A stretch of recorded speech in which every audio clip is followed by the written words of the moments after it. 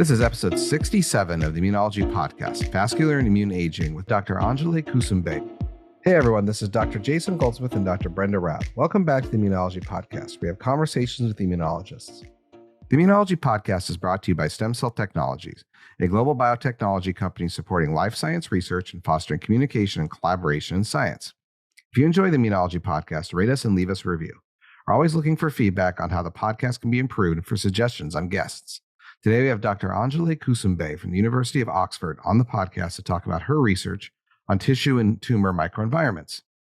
We've also got our usual roundup of recent highlights in immunology news coming up. But first, it's time. IUIS 2023 is happening next week in Cape Town, South Africa.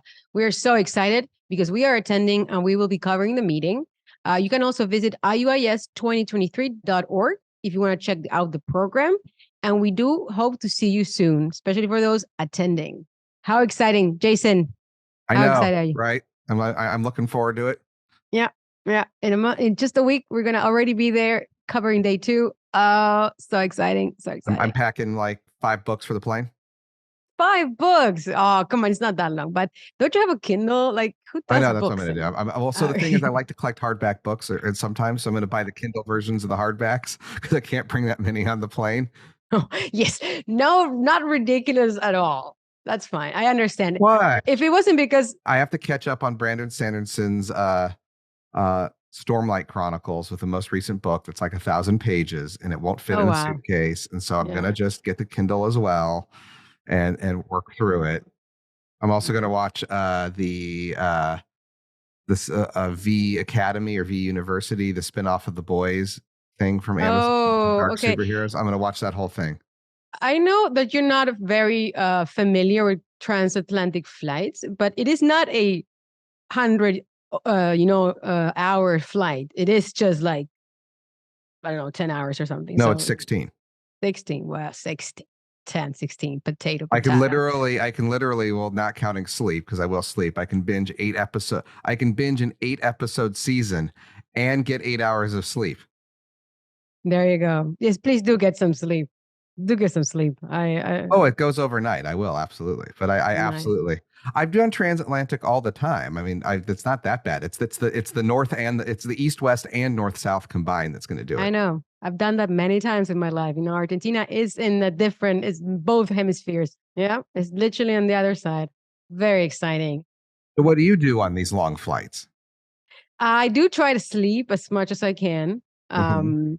And usually I do read something or I watch some of the movies. Oftentimes I have like movies that are in cinema that are not in the platform. So it was a good place to find those movies that are nowhere in the subscription platform. So there you go. So it's the same concept. I just want to catch up on the show that my wife doesn't want to watch. And so I'm going to do that on an airplane. Very nice. I will be probably... Yeah, I think I will have a day flight, so I will have to find something to do because sleeping is not the best. No, don't sleep during the day. Although you don't have, that'd be really bad because you don't have a time zone change either, so you'd just be punishing. Yeah. So well, but I mean, between you still have something else to know. In 2 days, is it Thanksgiving up there? It's Thanksgiving time here. So do you guys do turkey in the Netherlands at all as a thing? No, you don't eat the world's biggest, stupidest bird? We already have a turkey, like a country. So that's a thing. We have enough with that. Actually, no, sorry. It's not called turkey anymore. They want to be called, what is it? Turkaya? They want to change the name to a more indigenous name. Fair. Like Czechia, it's not Czech Republic anymore. I don't know if you had that memo. America doesn't care. I know. Just kidding. We try. I mean, I didn't say it. That was you. You just finally, that was your confession. We're really bad at name changes. Your world. You just heard it from the horse's mouth. They don't care. No, I have heard that they are trying to do that. Yes. But we'll see if it catches. I think Czechia has caught on. At least over here. I think it's not that hard. But yeah, so you're making some gravy with a turkey. I don't know what you guys do. So we like to inject it with butter and then put some butter on the skin and then stuff it. Oh my God. And then you roast it in the oven, or you can do it on the barbecue. Nice. Oh, that tasty. There's a tryptophan, and it has turkey has a That's lot no of. more tryptophan than the average food. It's just you eat so much on Thanksgiving, you get the food comas. Good. Well, don't miss your flight because you're in a food That'd be a coma. really long sleep. Like a 2-dayer. That's tough. No, we're doing Hanukkah early because a bunch of people can't make it for Hanukkah, but they're here for Thanksgiving. Oh, So I see. Hanukkah a few weeks early, so I'm going to do a Thanksgiving Hanukkah, which has happened actually once. The year my child was born was the first time there was a Thanksgiving. Oh, because that changes. Hanukkah moves every year on the lunar calendar, and so like only once in 1,000 years can Thanksgiving occur. And so we totally had a Thanksgiving the year it happened when my son was born, and we put him in a turkey outfit because he was only 4 weeks old, and put him on a platter as a turkey. And then we had people guess the weight of the turkey versus our child, and if you got them right, like which one's the turkeys and which one's the child, you won a prize. All right. Because our son was like 10.9 pounds or 12. No, our son was like 12 pounds at that point, and the turkeys were like 10 and 11, and so like 12 pounds. That's like about 6 kilos for the rest of the world listening.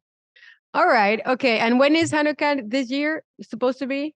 Like December 8th or something.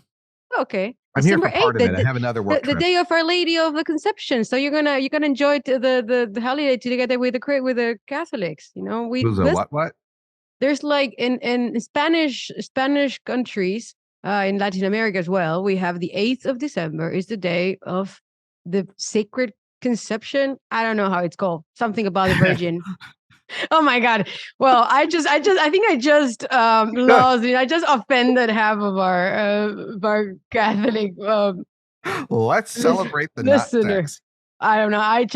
We have to have Santa Claus, which is also fun. You know, because this guy comes apparently in a steamboat from Madrid. Don't ask. That's how it is. And brings candy to the children of the Netherlands. So that's why we get in early December. Okay, I think we should move on to the talk with our papers today, because I have some cool science.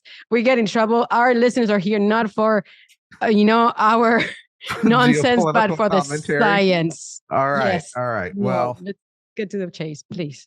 Want me to talk about herpes? I'll talk to you about herpes to keep on theme. Oh my gosh. Sure. Hit me. Okay. Bring it on. I'm listening. All right. Yay. This is in Nature published November 8th. Latent human herpes virus 6 is reactivated in CAR T cell therapy. Or CAR T cells. First author is Caleb A. Lareau, and last author is Ansuman T. Satpathy. All right, so human herpes virus 6 is a common infection. People get it all the time when they're young. It causes a roseola in kids, but in a certain percentage of people, it integrates into their DNA. And they've seen in some people with CAR T therapies, they've seen some types of viral reactivations and viral encephalitis, and they have indeed occasionally seen this virus pop up. And so what they're trying to do is say, hey, does HHV6 actually reactivate in CAR T cells or in CAR T therapy? Is this in the cells themselves, or is this like what's happening, right? Because you have two hypotheses. So we know HHV6 appears in people after CAR T therapy, and we know people have it, right? And some percentage of integration. So is it that the CAR Ts are just causing, for whatever reason, other cells to have HHV6 reactivate, or is it in the T cells, the CAR T cells themselves? Now, something important to know is that this virus does infect T cells to an extent, and it has receptors associated with T cells that it activates through. So they take a bunch of old sequencing data from Ceratus and start cranking it through using some sophisticated data techniques that can detect, viral from human DNA, because there's some confounding there because of some overlap. And so they have to do some fancy data stuff. And they show, again, what they see, 1% of the population is chromosomally integrated HHV6, when that's previously been shown to transmit following Mendelian principles. And so what they look at is they actually see that under just taking this reference set of cultured T cells, not CAR T therapies, that they can see CAR T cells kind of done under, or regular T cells done under standard anti-CD3, CD28, stimulation paradigm. Some of them indeed pop up HV6, and then those start cranking and infect the rest of the dish. So that's one thing they show. And then they show that if you have CAR T cells, so they did some CAR T cells with culture and took some peripheral blood mononuclear cultures that had HHV6 in them, and they saw the CAR T cells with introduction, and this is old data, activated the HHV6 as well. So they're saying the CAR Ts, for some reason, can do this.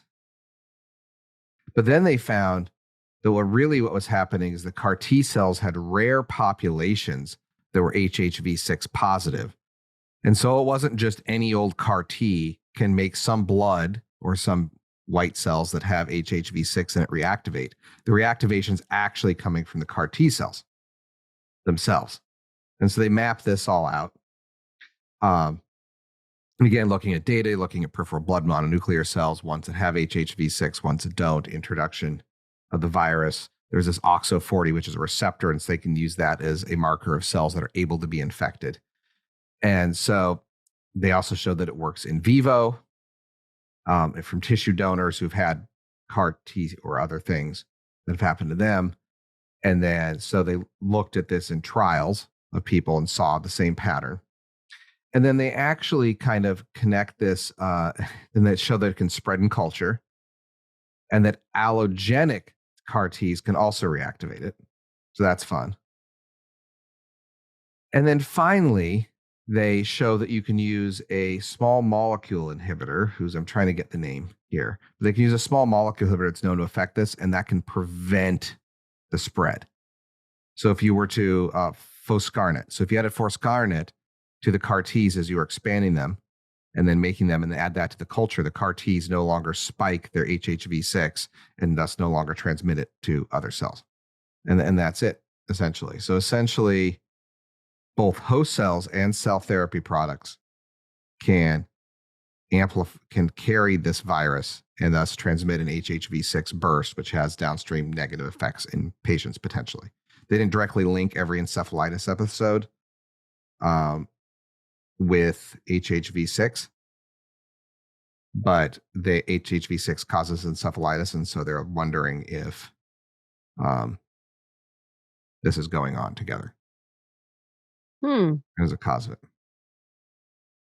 Okay, so that's kind of scary. Then you not only get so you already have some cells that are infected, and then through the culture and the activation of the production of the product, you get them all infected, maybe. And right, then because there's these rare populations that exist, and those that can then start infecting everything and causing a spike. But it clearly doesn't happen all the time. I wonder if you could like include some, CRISPR knockout of the viral sequence when you prepare the CARs and then the CAR T cells. Yeah, they're wondering that, or just even a small molecule, right? Yeah, there's all this other issues with it. Yeah, a small molecule also makes sense.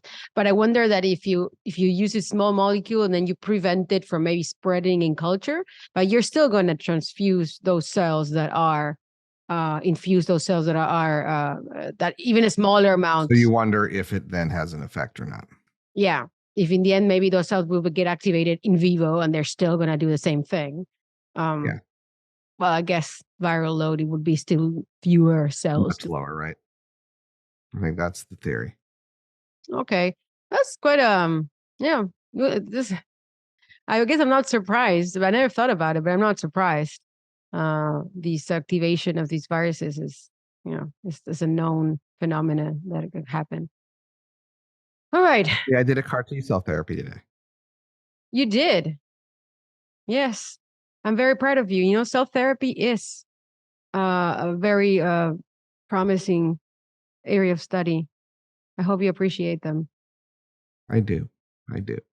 Sometimes. So much. All right. So for my first paper of today, I'm going to start with a very interesting, I think it's I think that the paper itself is it's not too long, but the author list is really, really long. So it is the first authors is Tom Levoyer from the INSERM, the Institute for Immunology INSERM in Paris, and the Paris Cité University. And there's a lot of other authors, but I guess the corresponding authors are Jean-Laurent Casanova from the same institute in Paris, and Anne Poel as well. And in this paper, I think it's really interesting because they bring up a subject that I didn't know was I don't think I've really known much about, is the fact that there are these autoantibodies against type 1 interference that in humans can actually predispose patients towards viral infections, unsurprisingly, right? So the paper is called Autoantibodies Against Type 1 Interference in Humans with Alternative NF-kappa B Pathway Deficiency. And so they basically, what we need to know to understand what they did is the fact that, as I mentioned, autoantibodies that neutralize type 1 interference are known, and they're found in patients, particularly with lupus or thymoma or other autoimmune diseases that are related to incomplete tolerance in the thymus. And also, of course, some people get interferon type 1 treatment, so they have these antibodies therapeutically. And usually this is a silent, so usually people didn't really realize what kind of effects that had on the patient. And maybe it's just a consequence of a dysregulated immune system that recognizes type 1 interference and then generates antibodies against them because there's no tolerance generated for them in the thymus. But they realize that in the case of COVID, actually, it seems to really be a factor that underlies a lot of the very severe pneumonia cases. And it became apparent that many pneumonias and viral infections have, similarly to errors in type 1 immunity, these patients with the interferon type 1 autoantibodies actually have a higher predisposition to developing severe disease. And so there's certain examples of diseases such as APS1, in which you have some really reduced expression of a very important thymus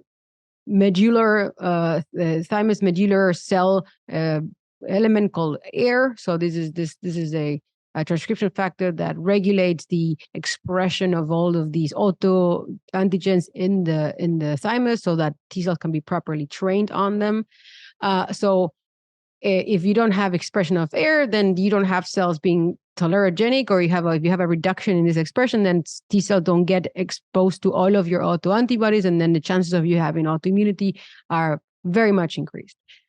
And the expression of this gene is controlled by the non-canonical NF-kappa B pathway. So it's one of the known downstream elements. And so in this paper, they kind of make a connection between this pathway being controlled, this gene being controlled by the non-canonical NF-kappa B pathway, and with patients that actually have deficiencies in this pathway, because they find that in the case of COVID, patients with there's different types of different parts of the NF-kappa B pathway, the non-canonical, that can be affected. But in principle, there's certain phenotypes that are associated with an increased susceptibility to COVID and other viral infections. So what they see is that these patients that have this NF-kappa B, non-canonical NF-kappa B pathway inborn errors, they actually also show interferon type 1 specific autoantibodies against most of the interferon alpha, Another one's interferon omega. Is that omega? Yes, I think it's omega that I actually was not very familiar with. Some less frequently interferon beta, and that this is fairly common amongst this patient. And they look into these deficiency, and they study the different pathways that are associated, and they find that in fact this generation of these interferon specific antibodies occurs because there is there's certain patients that have specific combinations of errors. There is a much lower expression of air of this transcription factor, which is in some way it mimics other air deficiencies, and that impairs the maturation of particularly these medullary thymic epithelial cells, which are the ones presenting these antigens. And this is a reason, this underlies in principle the production of these antibodies against type 1 interference. What is interesting, and I don't quite understand how this works, is that these patients, unlike other patients that have kind of proper air deficiency, like this polyendocrinopathy syndrome type 1, APS1, they also have antibodies that neutralize type 1 interference, but then they have other antibodies against different tissues. So they have a more general kind of deficiency. But this particular patient with NF-kappa B pathway deficiency actually is quite narrow. Most of the things that they can recognize of the antibodies, the major target seems to be this type 1 interference, which I find very interesting. But they do see, so what they show is that when it comes to the anatomy of the thymus, and they have a lot of kind of issues with the proper development of the thymus because of this.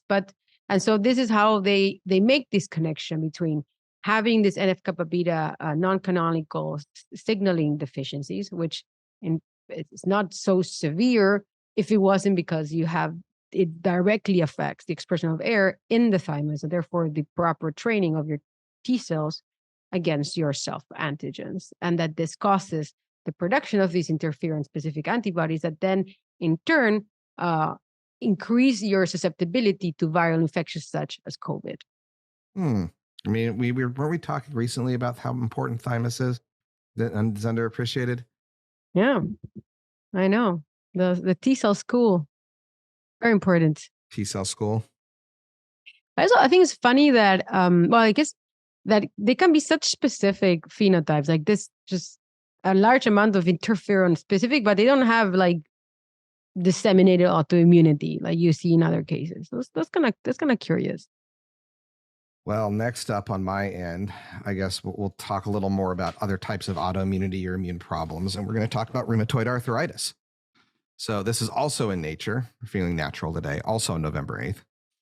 A deconstruction of rheumatoid arthritis synovium defines inflammatory subtypes. First author is Fan Zhang, last author is Soumya Raichaudhuri, and it is kind of a mapping of the synovium, that's the fluid in your joints, during rheumatoid arthritis. And so they look at people with disease flares, and they do kind of a single cell RNA-seq, but with also some flow cytometry for cell markers on top, and come up with what they call cell type abundance phenotypes. And they come up with a whole bunch of different ones, which I would like to thank them for appropriately naming that aren't insane. It's basically based on the cell types in there. So there's the F one for fibroblast dominant. And so they come up with different 6 major cell types, markers. And so they come up with endothelial, fibroblast, and myeloid cell, EFM, fibroblast alone, F, T cell and fibroblast, TF, T and B cell, TB, T and myeloid cells, T and M, and myeloid cells, M. And so they map all these, and they basically show that these patterns hold, that they correlate with histological findings as well. So if you do histological immunofluorescence, you see the same markers that you do by sequencing. So basically saying, hey, you don't need histology anymore. You can just take some fluid and sequence it and figure out what's in there too. So that's really cool to see. And then they use this to create a cell atlas of what's going on. But what they find is, and that these have different specific cell states and cell activation. You're like, okay, well, why is this in nature? They basically just did an RNA-seq mapping. And they do associate with histology and all that, but they don't associate, the different groups are independent of clinical markers. But they see that what each type has does map to known clinical manifestations of different types of patients. And here's the big thing. So the disease you have, what you have doesn't map, but what does map is it can predict your response to treatments. So they found that, the F type had the poorest response to a specific set of treatments with the biologic treatments in this paper. And so that's the big thing, right? So they found that you can predict your response based on what you start with, and that people do shift types with treatment or as they get better, but that some of them predict response. So this then becomes a drug response predictor that could be linked to specific drugs with these cell types. And it's a pretty easy test, right? Because you just take an aspiration of synovium, measure it, and you can figure out how a patient might do. And that's why it's in Nature. Because I was sitting there reading like, okay. It doesn't correlate with clinical symptoms, doesn't correlate with clinical this or that.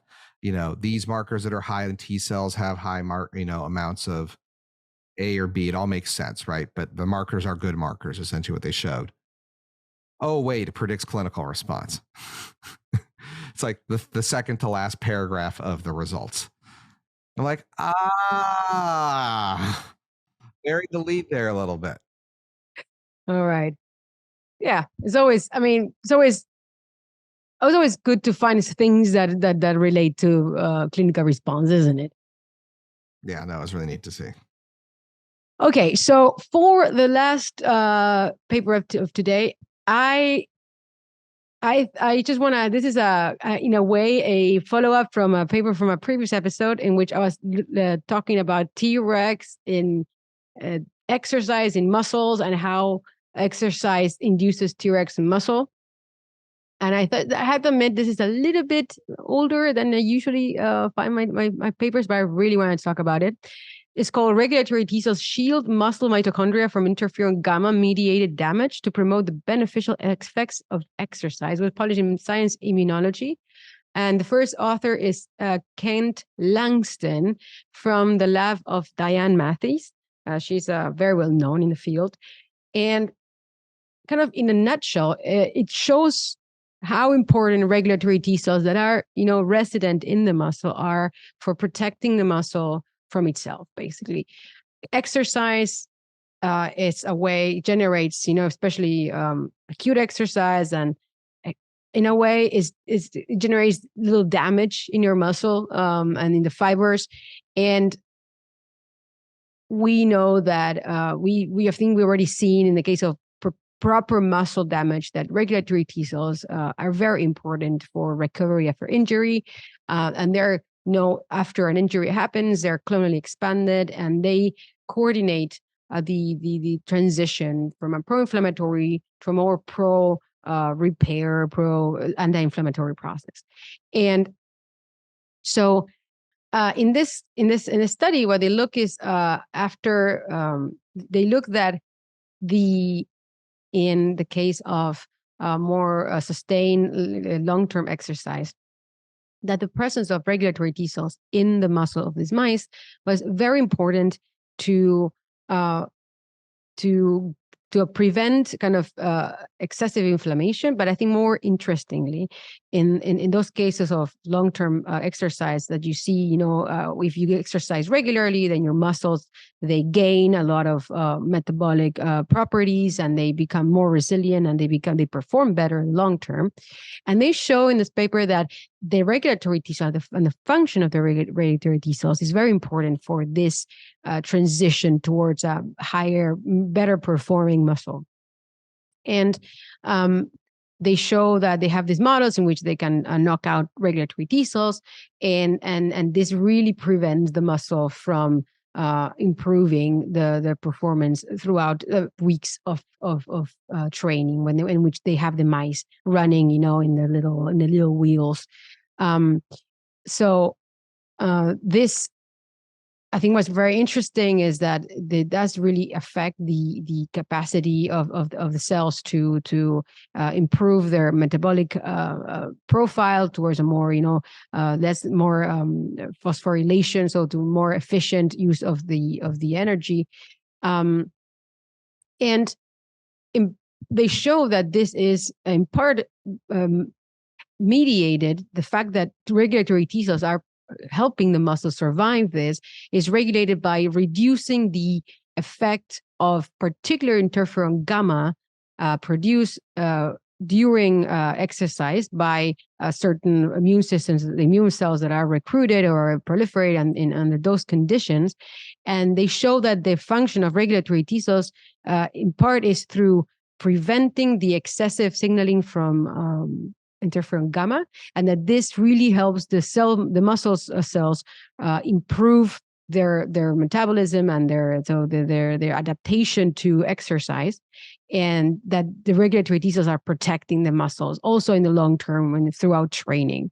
I thought it was so cool because they see, even they can show that in these mouse models, if you knock out the T-Rex, you really see that gain of performance that the mice receive after weeks of training. It's pretty much ablated, and the mice don't gain the performance increase in the same way. So basically, as I said, this seems to be mediated by interferon gamma signaling on the muscle cells, and this really shows that the regulatory T cells can protect and really reduce the impact of the inflammation upon exercise. So they're important for being swole, which is what you had pointed out before. And now they're just even important to more people. Yeah. I mean, I think it was pretty clear that injury, in case of like stroke or particular injuries, we know that T-Rex are very important, but this is like for the normal benefits of exercise in the muscle. This is very specific to the... Yeah, that's what's so cool about it. Yeah, to the proper recovery of the muscle after exercise, and the changes in the mitochondrial metabolism in the muscle. So which is very important for muscle performance, and that interferon gamma is negatively affects this, and then regulatory T cells are protecting the... and it's cool because they do, experiments using interferon gamma antibodies, and they show that that's how they kind of show this relationship with this particular cytokine. They show that if you are exercising mice and you give them interferon gamma, like they do worse. So it really seems to be mediated by interferon gamma production. Fascinating, it really is. Underappreciating the link between muscles and the immune system, and we're going to get similarly understanding the link between the vasculature and the immune system in a minute with Dr. Anjali Kusumbe at the University of Oxford. But before we get to that, are you attending an upcoming cell or gene therapy conference? Enter to win of the 3 $500 awards from STEMCELL Technologies towards your conference travel or registration fee. Contest closes on December 15th of 2023 and is open to residents of select countries only. Full eligibility rules can be found on the registration form. Visit www.stemcell.com/CTG award to learn more. Now, for the second part of the podcast, we are joined by Dr. Anjali Kusumbe. She is group leader and director of the Oxford Tissue Imaging Center at the University of Oxford. And her lab does very interesting work examining vascular diversity, vascular changing, and using some very fancy microscopy techniques. So we're very interested to talk to you today about how do we look into vasculature such as lymph or other kinds of spatial arrangements. And I don't think we think about enough. So thank you. Welcome to the Immunology Podcast. Dr. Kusumbe, thank you so much for joining us. Thank you very much for the invitation. And I'm truly honored to be here. And I'm looking forward to the questions. Thank you for being here. All right, Brenda, I'm going to go first this time because it's microscopy. So I'm a big microscopy nerd too. I used to do single molecule stuff back in the day. So I know you've done some really cool techniques on whole tissue imaging, getting deeper into tissue. clearing it, being able to get down past the surface, all of that. So could you, for those who may not be familiar with your work, but who have used a Zeiss or another microscope in the past that's similar, kind of describe the basics of your magical techniques for doing cool microscopy stuff? Yeah, so basically what my lab is using is the light sheet microscopy. The thing with the light sheet microscopy is that here we could image as it says light sheet. So it's the sheets of the where we are imaging. And the interesting thing about is that we can see the whole tissue. So unlike the confocal microscope, which has a certain limitation that we can just image a thick section, with a light sheet microscope, we can see a whole bone, an intact bone, a whole lymph node or a whole spleen or a whole thymus, but also a whole cleared mouse. So basically one can clear. So basically what is required is the optical clearing is required. So what we do is when we have to image for the light sheet microscopy, we have to basically clear the whole organ. And towards this, we have developed certain techniques where it can make the tissues and even the whole mouse transparent. So and then along with this, when we are clearing the tissues, we are also labeling them with the antibodies, with certain markers. So if we have to look at the immune cells, the B cells, we can use that specific markers. Otherwise, the other option is to depend on the reporter mice. But this is what we are not doing, because then it is very limited what we can do here with what we look at with the immunolabeling, because we can then look at either it's a vasculature, but how these vascular cells interact with the immune cells, which is what my lab is specifically interested in, and how this interaction then change during aging.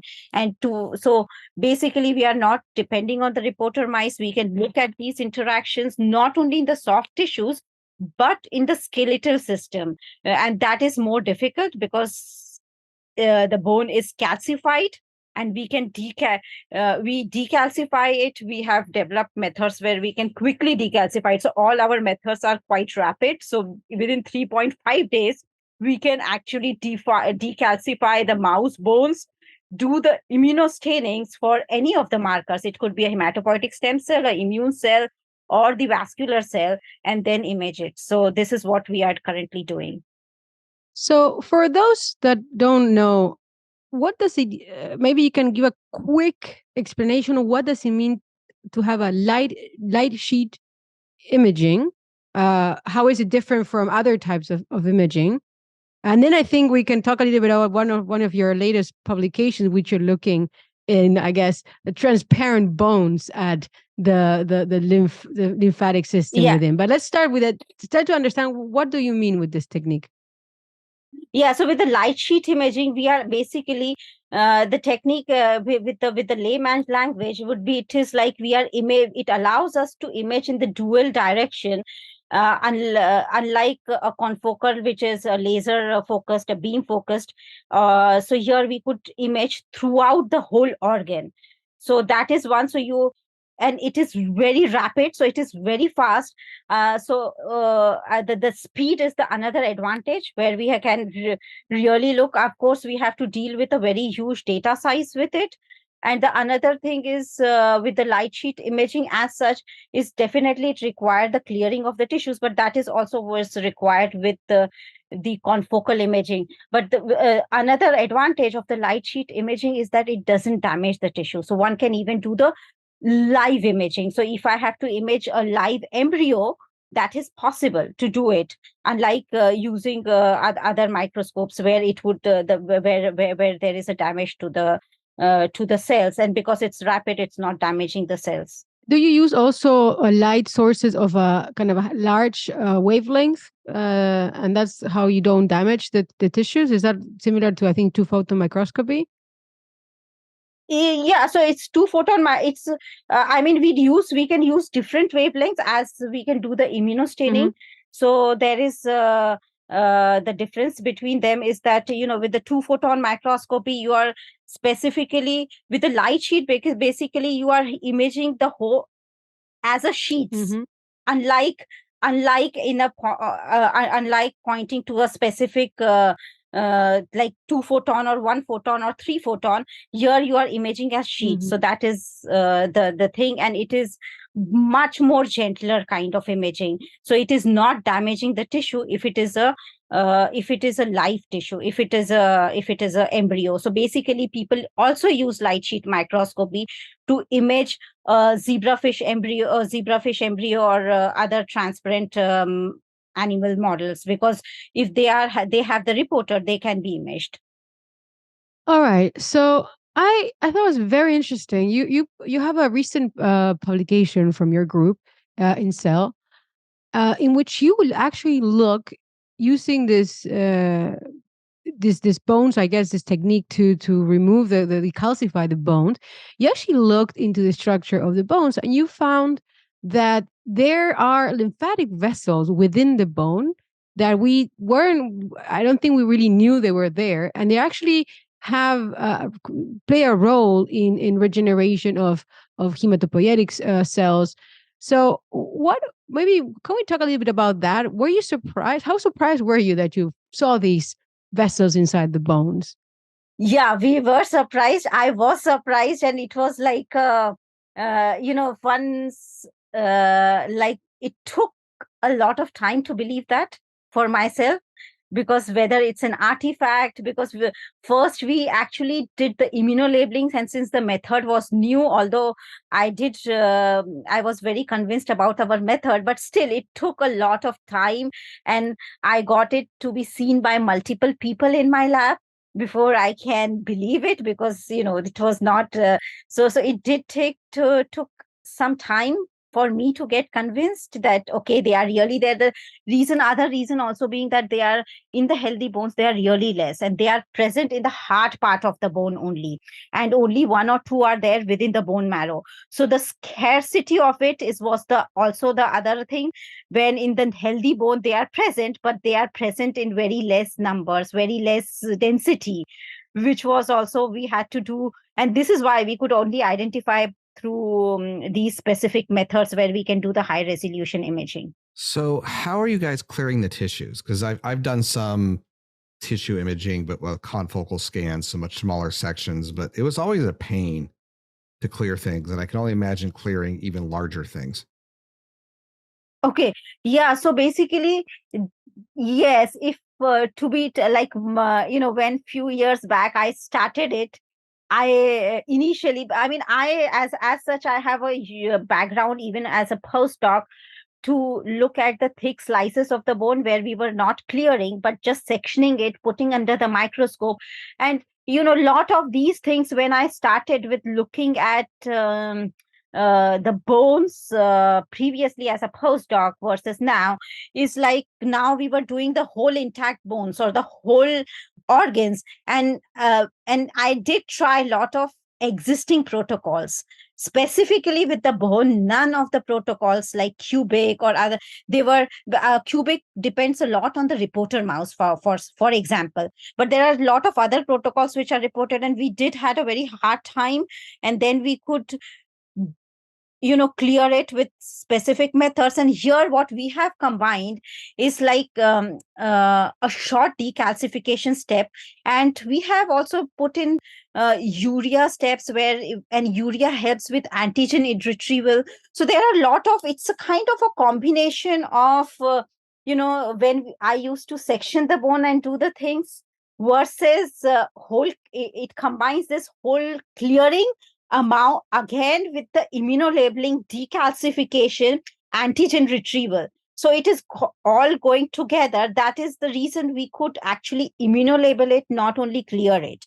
So there are protocols which are existing, which allows clearing of the bone, and that clearing is quite good. So that was not a problem. If I have to go ahead and use a protocol which was existing when we started, but then one has to depend on the reporter mouse, because it is not allowing us to basically immunolabel. And here where it comes from, because immunolabeling would require proper decalcification, because when we use EDTA For decalcification, it affects the antigenicity, like it affects the epitopes, and then the antibody do not bind. So there is a lot of steps into it which requires antigen retrieval and so on. And this is kind of combining a immunohistochemistry with the tissue clearing, specifically for the bone, which is very complicated. And then I mean, there are tips and tricks combined from different methods to work in one method in a way that each thing is compatible with each other and we are not interrupting with any steps. That sounds like quite a complex procedure. It must have taken a lot of optimization to get it right at some point. Going back a little bit to what you do with these techniques and what kind of questions you can answer. You also related to the work that you did on the lymph vessels in the bone. You have a lot of interest on understanding the effect of aging on vessels and kind of organ specific vasculature and how age modifies it. So maybe can you tell us a little bit about what do we know about why are you looking into the vasculature? Well, why should we care about that? And what are the effects of age that age has on these structures? Yeah, so that's, I think, so the very good question. And this is what we are interested in, why vasculature, why one has to look at vasculature and in bone, for example.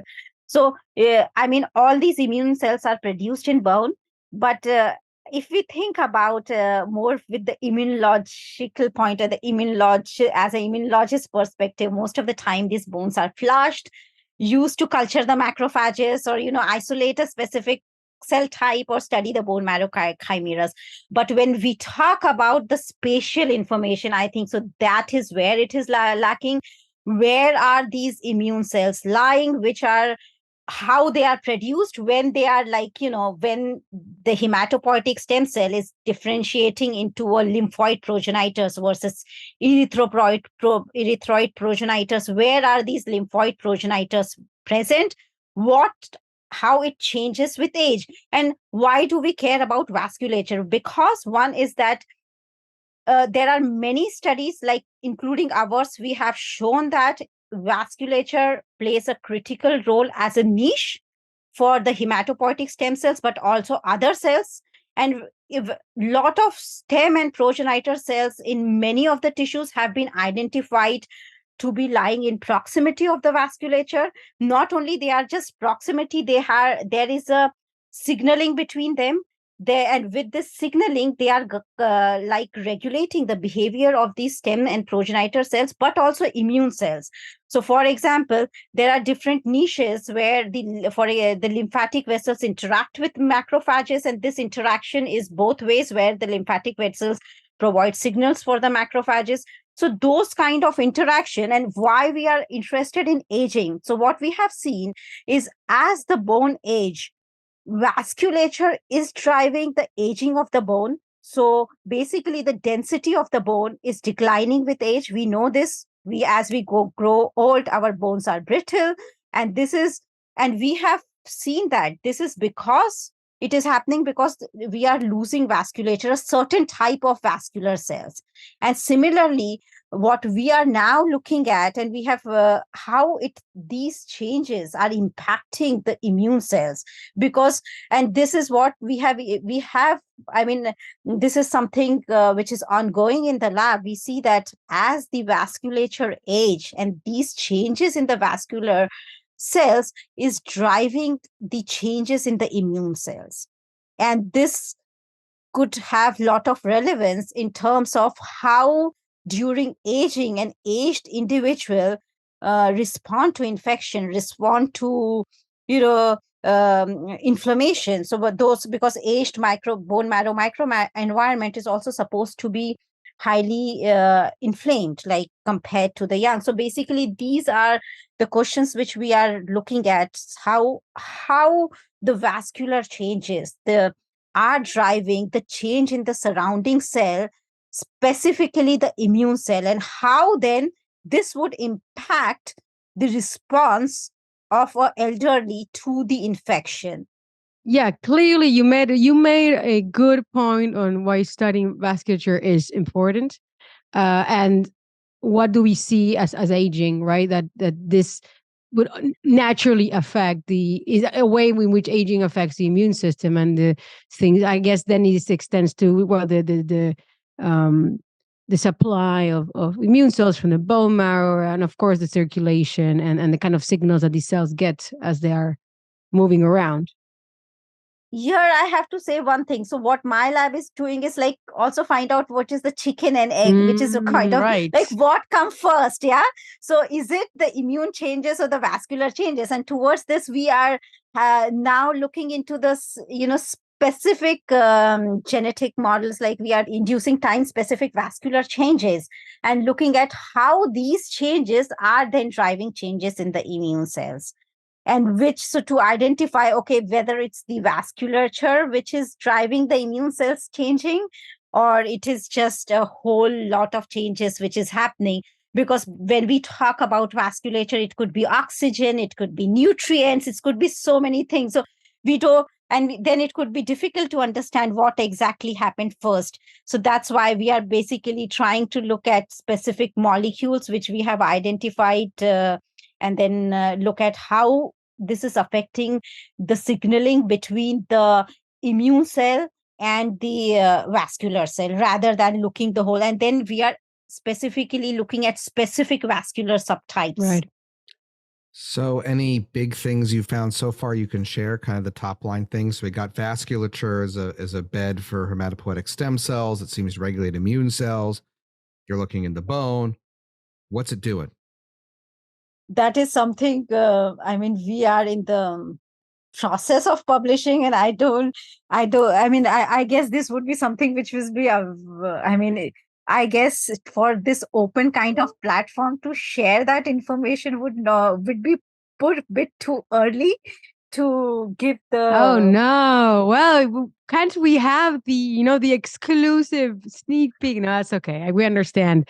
When I think of vasculature, and a little bit taken off from what you said, I think, well, if you're with age, you're gonna have you mentioned, what comes first is the inflammation, is the changes in vasculature, but we know, for example, I think, well, vasculature, we know when we get older, for example, we probably lose what's the word, elasticity, we lose the structure, so maybe they don't provide the kind of net that they used to, and the cells don't move so well. Maybe that generates some changes in the kind of adhesion molecules that are there, so the leukocytes might have issues moving around if the vasculature is not providing the right signals, or if the bone marrow, there's cells that are not proliferating anymore because you're old and they're starting to have issues keeping up with the numbers. Then I guess that's also another way in which you will stop supporting a proper immune system. Yeah. So this is something, that's true. We lose the elasticity of the vasculature. It has been quoted long back by a British surgeon that man is as old as his arteries. So it was something like 19.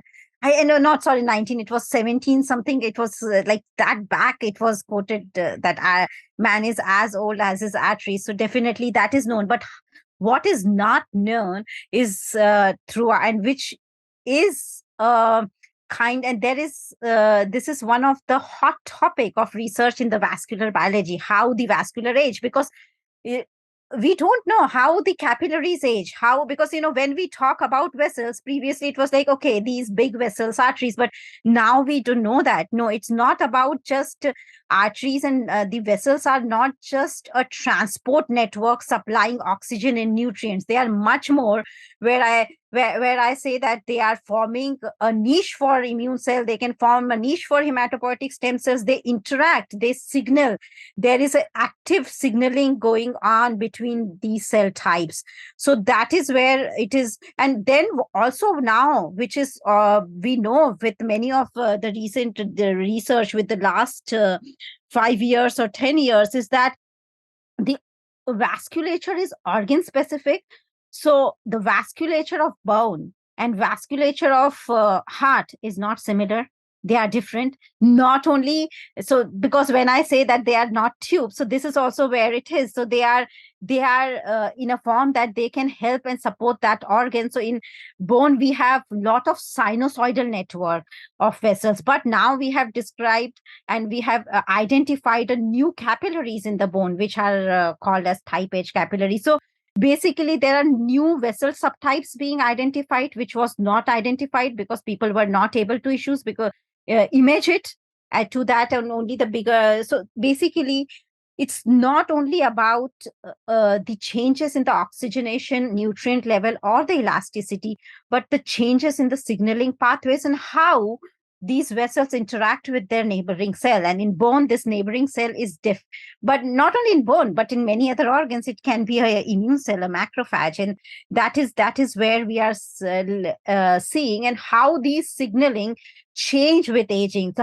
what are the mechanistic changes occurring with aging, because that is helping us to identify specific molecule, which is what I was talking about when I was talking about the bone and aging and the vasculature, and in the how it is affecting the production of immune cell, where we can identify specific molecule expressed by the vascular subset, which could be targeted and which could actually boost the capacity of people to respond to infection. So those kind of things could be done where by understanding the mechanism, understanding this signaling pathways between these two cell types, the vasculature and the immune cells. Because as I say, they are just not the transport tube where they are, as they have been traditionally thought of, that they are supplying oxygen and nutrients. They are much more to it. They are cells which actively engage and thereby regulate the behavior of these neighboring cell, and definitely a lot of immune cells interact with the vasculature, or the vasculature interact with immune cells in this way. And this is what my lab is interested in. And so a lot of experiments we start doing first in young mice, and see that if we look at some of these conditional knockout mice and see what is the phenotype, and then we look at the aged mice. All right. Well, I think that's a good wrap up here. But before we go, we always like to learn a little bit about the person behind the science. And so we're going to do a little fill in the blank game here. All right. So the first one, when I am not conducting research, I am. Okay. When I'm not conducting research, I am, baking, running, visiting friends. Watching movies. Any favorite? One recommendation for our listeners? Just one. So I watch a lot of this survival horror thriller movies like Saw. Oh no! So I am. Saw it is. All right. No, this is not the Halloween special. This is not the Halloween. But Halloween is like, it's recent, isn't it? But yes, I'm a fan of survivor movies. So I'm watching literally all the survivor movies. Yes. Awesome. Next question. All right. If I could have one superpower, it would be. Oh, so one superpower, yeah. So it would be like, I come from India, so one superpower would be I can actually remove all the poverty from India. All right. And last one, I can't start the day without. Oh, knowing that all my family members are happy, like, if sometimes I call my mommy, call my, my father or my brother, and everyone is fine. And I mean, in addition to my immediate family.